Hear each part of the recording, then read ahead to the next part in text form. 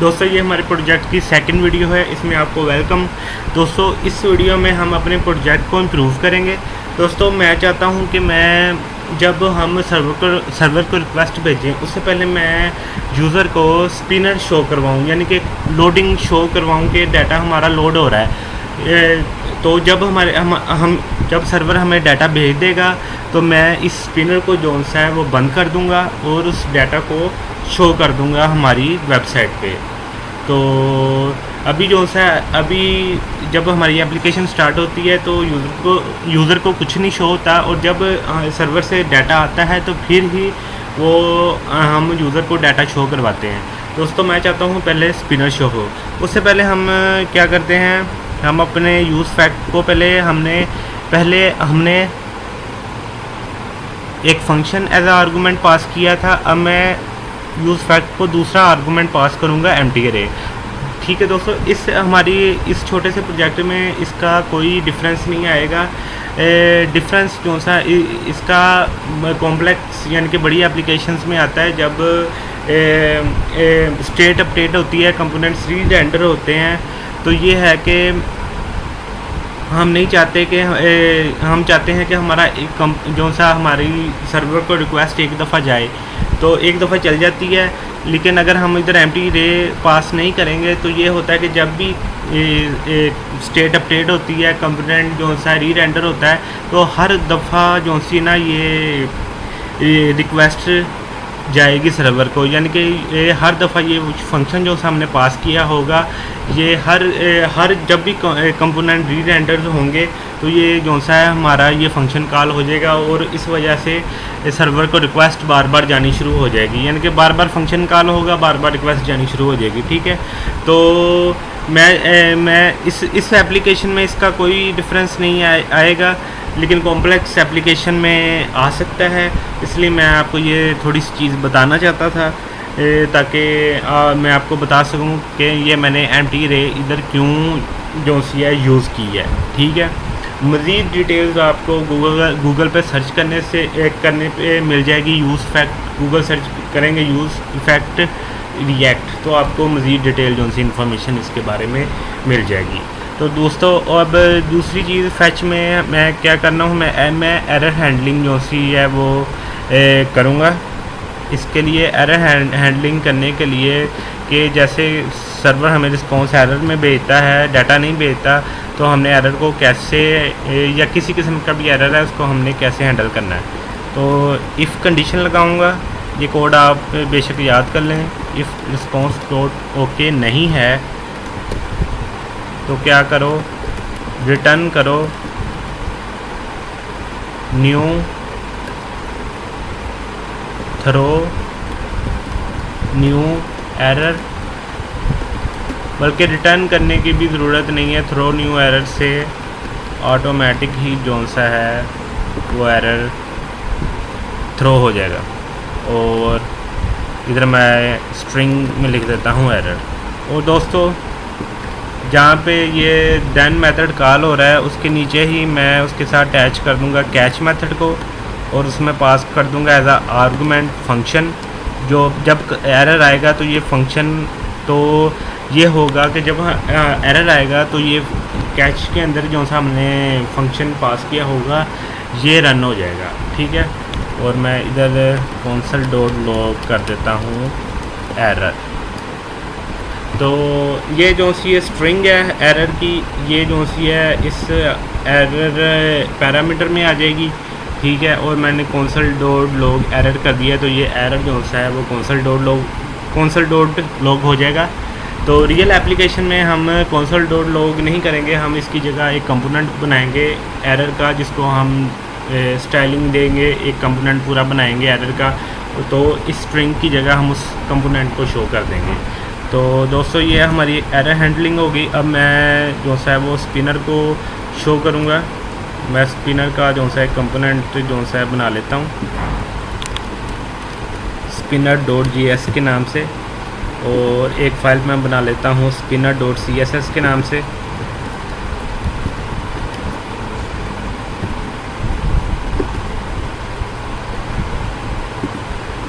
Component बनाता हूँ spinner का।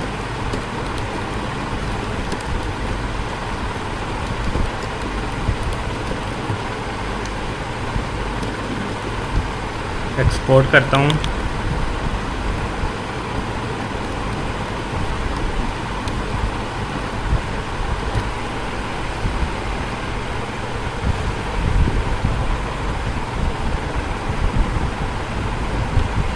एक डिव लेता हूँ जिसमें मैं क्लास देता हूँ स्पिनर की, और फिर मैं जाता हूँ अपने गूगल क्रोम पे, और ये वेबसाइट दोस्तों मैंने ओपन की है। इस स्पिनर का कोड उठाता हूँ। उससे पहले मैं क्या करता हूँ, बैकग्राउंड मुझे चाहिए वाइट, कि हमारा जो सा बैकग्राउंड है वो वाइट है, और मुझे जो सा स्पिनर चाहिए पर्पल कलर का।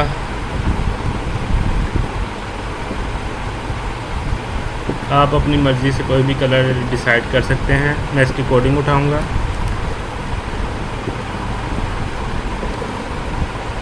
इधर मैंने पेस्ट कर दी, और इधर मैं क्लास नेम दे दूंगा लोडर, और इसकी सारी CSS जो सी मैं कॉपी कर दूंगा और पेस्ट कर दूंगा मैं spinner.css में।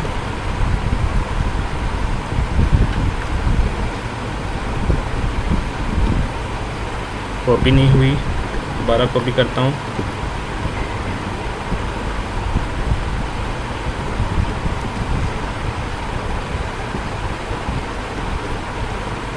और कंट्रोल S से सेव कर देता हूँ।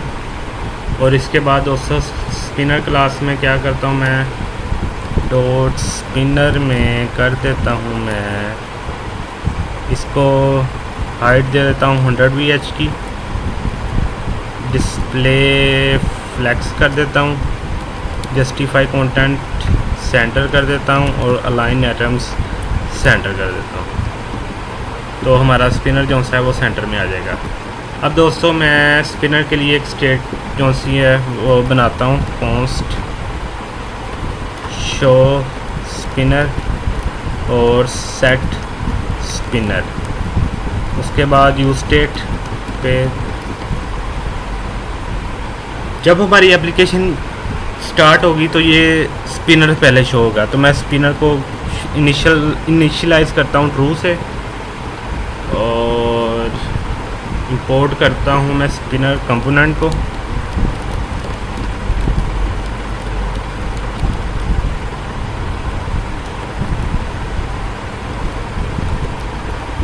उसके बाद मैं एक मिनट ये भूल गया, मैं CSS फाइल इंपोर्ट करनी भूल गया हूँ। इंपोर्ट spinner.css, और इसके बाद मैं क्या करता हूँ दोस्तों, अब मैं कंडीशनली दोनों जो से है वो कंपोनेंट्स को इनर कंपोनेंट को और स्पिनर कंपोनेंट को कंडीशनली जो सा है वो शो करूँगा। मैं क्या करूँगा,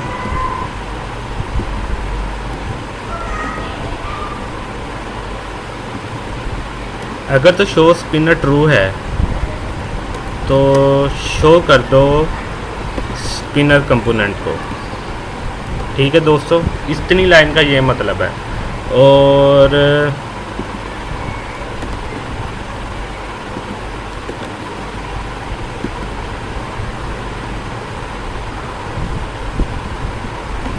अगर शो स्पिनर जो सा है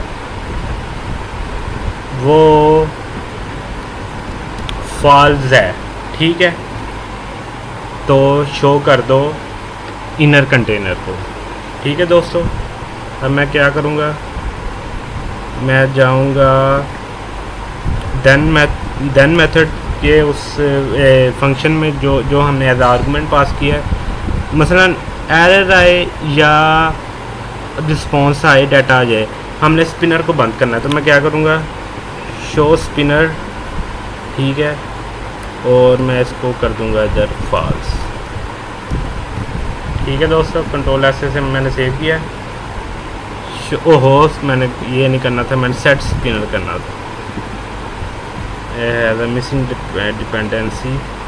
तो जी यूज़ फैक्ट में हम एक और आर्गूमेंट जो से इस अरे में हमें सेट स्पिनर जो सा है एज अ डिपेंडेंसी ये वो स्टोर करना होगा।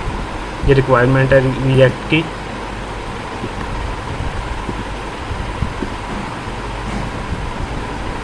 ये कहीं से हमें आ रहा है, एरर आ रहा है।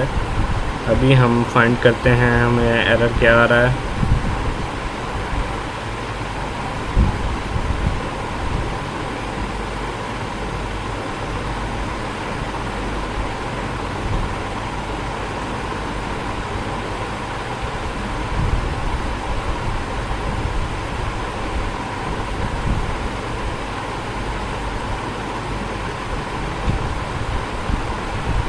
अभी फाइंड करते हैं हम शो स्पिनर, या लिखने में तो कोई गलती आई है।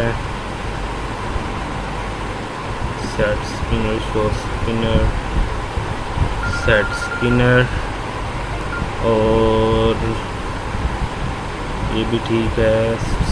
Import spinner from component spinner undefined जा रहा है।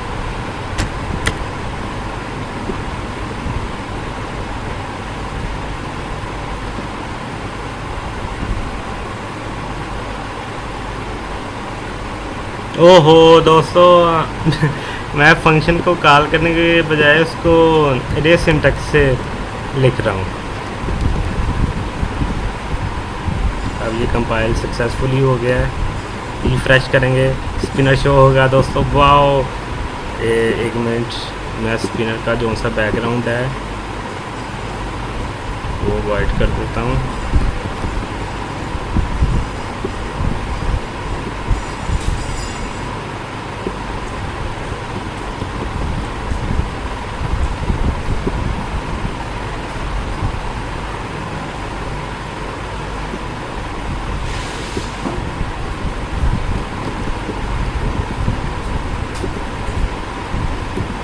तो दोस्तों ये बहुत ज़बरदस्त हो गया लोडिंग लोडर, ज़बरदस्त। इसके साथ हमारी ये वीडियो कंप्लीट हुई। मेरे चैनल को सब्सक्राइब करें और मेरी वीडियोस को लाइक करें।